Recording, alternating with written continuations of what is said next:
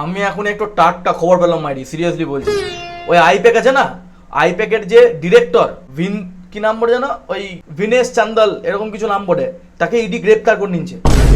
হ্যাঁ, আবার কি জন্য জানো, মানে আমি শুনে পড়ে আমিও পাওয়া গেলাম। হ্যাঁ, কয়লা পাচার মামলায়। হাই মানে আমি ভাবতাম যে এরা শুধু ভোটের রণকৌশল তৈরি করে, যে ওই ভোটে কিভাবে জিতা যাবে, ভোটে কিভাবে মানুষকে ইনফ্লুয়েন্স করা যাবে, মানে কিভাবে আলটিমেটলি যে পার্টির হয়ে ওরা কাজ করে। এখন ওরা টিএমসি পার্টির হয়ে কাজ করছে, এই টিএমসি পার্টি কিভাবে জেতানো হয় সেই রকম একটা পরিকল্পনা, সেই হিসাবে কাজ করে। কিন্তু কয়লা পাচারে ওইদের হাত আছে। আমি তো ভাই আমার মাথার উপর দিয়ে দিয়েছে ব্যাপারটা শুনে পড়ে আমার হয়তো ফেক বটে। যদি ফেক হয়ে যায় তাহলে বাবু ইডিকে আমি গাল দেবো, আর যদি একটু সত্যি হয়ে যায় তাহলে আমি ইডিকে সাবাসি দেবো। আর অমিত শাহ তুমি গেলে কি করছো ভোটের আগে, টিএমসির হেল্প করে, ওরা টিএমসির আইপ্যাক, টিএমসির ভোটের রণকৌশল তৈরি করে, তুমি এই সময়কে ওদেরকে গ্রেপ্তার করান দিছো। আচ্ছা মানে তুমি কি দিদির ফিল্ডিং সেট করে তবে দম নেবে নাকি? তবে এই খবরটা দেবাংশু যদি পায়, দেবাংশু কিন্তু মনে মনে বিশাল খুশি হবে, কারণ দেবাংশু জানে যে ওর জায়গাটার মধ্যে দেবাংশু নিতে পারবে, মানে পরবর্তীকালে আইপ্যাকের ডিরেক্টর দেবাংশু।